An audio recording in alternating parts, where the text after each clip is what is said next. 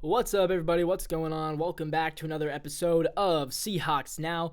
Today, we talk about the top 50 Seahawks all-time list. It has been revealed. We're going to talk about just who's on that list, some of the biggest snubs, and plus an update on the health of Abraham Lucas. He is healthy. Spoiler alert, he has been participating in OTAs. That's a great sign that the Seahawks are going to hopefully get one of their starting linemen, hopefully get him healthy for every game next season, but at least he'll be healthy for the start of the year. All right, guys, let's get into it. Top 50 Seahawks. The reason why they put this out, if you are not aware, is that this is the Seahawks' 50th season. They began in 1976, 1 year before the Mariners in 1977. So the 2025-2026 season, yes, this is year number 50 for the Seahawks. And so in honor of it, they've announced the top 50 list. This is according to Seahawks.com. Ari Horton wrote the article. I don't think she's the one who voted on it. I think there was a whole group of people who voted on this. They voted on by fans, media, and internal stakeholders. Over 160 players were eligible. They basically took any player who has started at least 45 games, who has made either an All-Pro or Pro Bowl roster, anybody who has won Seahawks Man of the Year or the Steve Largent Award, currently leads a career major statistical category, such as most receiving yards in a career, or was part of an iconic moment in Seahawks history. So they end up with 160 guys that were a possibility. They picked the top 50. Now, they didn't actually rank them, which I think is interesting here. The full list includes 11 Seahawks Ring of Honor members, 5 Hall of Famers, and many Pro Bowlers and All-Pro nominees. I'm just gonna go down the list, honestly. This is a cool list, and yes, it's not ranked, so don't get mad at me. This is alphabetical order. I'm not ranking these guys. Maybe I will. Let me know down in the comments. Do you want me to rank? Should I give you guys my top 50 rankings? That's something I would love to do, if that's something you guys are interested in seeing. But let's get into it, guys. Sean Alexander, running back. Cliff Averill, defensive line. Edwin Bailey, offensive line. Doug Baldwin, wide receiver. Michael Bennett on the D-line. So, yeah, solid start. A lot of guys that I watch. Cliff Averill, Baldwin, Bennett, all part of that Super Bowl team. You have wide receiver Brian Blades, linebacker Chad Brown, cornerback Dave Brown, defensive lineman Jeff Bryant, and linebacker Keith Butler. Then we got another member of the Legion of Boom in Cam Chancellor, your safety. Current Seahawk, the first current Seahawk, punter Michael Dixon, safety Kenny Easley, wide receiver Bobby Engram, and offensive lineman Chris Gray. We've got D lineman Jacob Green, quarterback Matt Hasselbeck, the guy who I watched when I was a kid, safety John Harris, offensive lineman Steve Hutchinson, wide receiver Darrell Jackson, offensive lineman and my favorite fifth quarter postgame analyst Walter Jones, NFL Hall of Famer defensive lineman Cortez Kennedy, another quarterback Dave Craig, wide receiver Steve Largent, another Hall of Famer. Another guy who just recently left the team, one of my all-timers, Tyler Lockett at wide receiver. Marshawn Lynch, running back, obviously was a big part of that Super Bowl winning team. Offensive lineman Brian Millard. DK Metcalf, another guy who just left the squad, wide receiver. Defensive lineman Brandon Mebane. Defensive lineman Joe Nash. Linebacker Rufus Porter. Safety Eugene Robinson. Another punter, John Ryan, makes the cut. Another guy that I watched a lot growing up. Cornerback Richard Sherman, now doing NFL post games, another big part of that Super Bowl team. Defensive lineman Michael Sinclair, fullback Max Strong, linebacker Lofa Tatupu, safety Earl Thomas III, kind of a controversial finish in Seattle, but still had a great career here. Offensive lineman Robbie Tobeck, cornerback Marcus Trufant, offensive lineman Max Unger, still wish we never traded him. Linebacker Bobby Wagner, running back Chris Warren, running back Kurt Warner, cornerback Devin Witherspoon, another current Seahawk, one of just 2 on the list. Quarterback Russell Wilson, hopefully he gets into the Hall of Fame, as well as fullback John Williams, linebacker KJ Wright, and rounding out the list, linebacker Fred Young, and quarterback Jim Zorn. Yeah, a great list, honestly. It's a really fun one, a lot of good players. Personally, I think they did a pretty good job. Off the top of my head, I'm not thinking of a ton of players who missed out, but let's talk about who are the biggest snubs from the Seahawks top 50 list.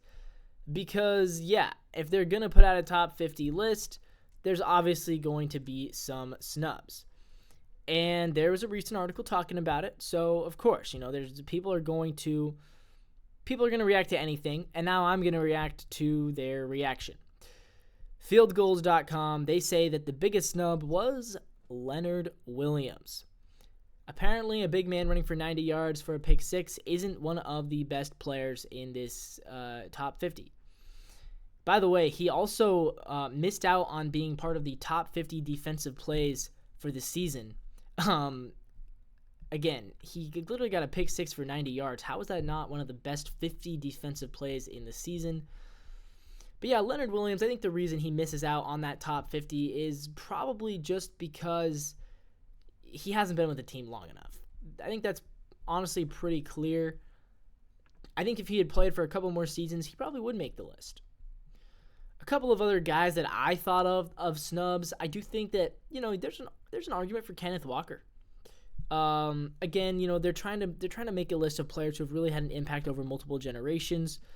And you could say Kenneth hasn't really had that playoff success, but he's been a really good part of this team, a crucial part of the team, really, over the past 3 or 4 years. And when he's healthy, he's very clearly one of the top running backs in the NFL. So I might include Kenneth Walker on that list, but I understand not putting him out there. Also, pretty glaring being left out, Geno Smith. Now, did Geno Smith start 45 games for the Seahawks? I don't think he got to 45, actually. No, he did. He did start over 45 games. And he was a Pro Bowler, 2-time Pro Bowler. He did lead the Seahawks to the playoffs, had a winning record in Seattle, and had a really good season. I mean, 2022, for all the talk about Geno being overrated, and I did think maybe he was a little bit overrated, but he had a really good season in 2022. He was a top 10 quarterback pretty clearly by any metric you want to discuss. So I do think it's interesting that he was left off the top 50 list, especially because a lot of people argue that he's better than Russell Wilson. Obviously, I don't think that's true. Prime Russ tops Prime Geno any day of the week.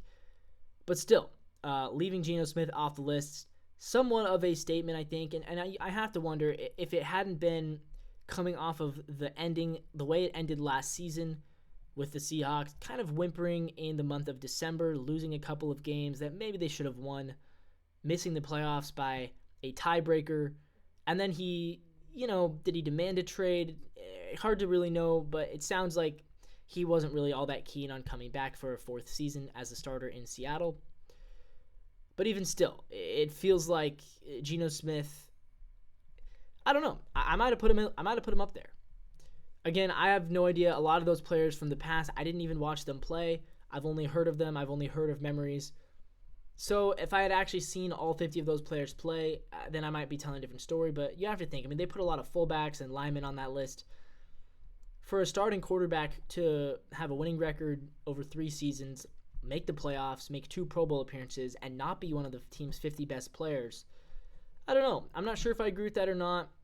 And again, I wonder that, in 5 years, are we going to look back on this differently and think, yeah, Geno definitely was a top 50 player for this team. Whereas just because of the way it ended and the way that he kind of forced our hand to trade him, maybe for that reason, we currently have more of a sour taste in our mouths than we want to admit. Either way, we're going to wrap it up with one more piece of news. Abraham Lucas is healthy and participating in OTAs. And this is a really good sign. Guys, Abe Lucas, when he's healthy, he might be the Seahawks' best offensive lineman. But he has positive answer concerning the status of his knee. He says he's playing. This is what he tells Cameron Van Til, writing for Seattle Sports. And yeah, if he can be healthy, that'd be great. He's only started 13 games over the past 2 seasons.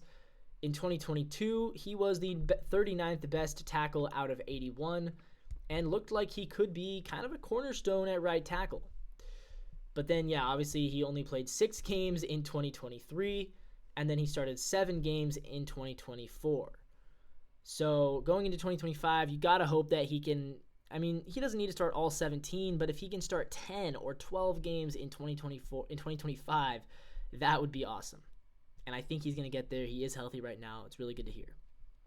With that all being said, guys, we're going to wrap things up for today. As always, if you like this video, hit the like button down below. Subscribe to the channel for more Seahawks content. And as always, guys, until next time, go Seahawks.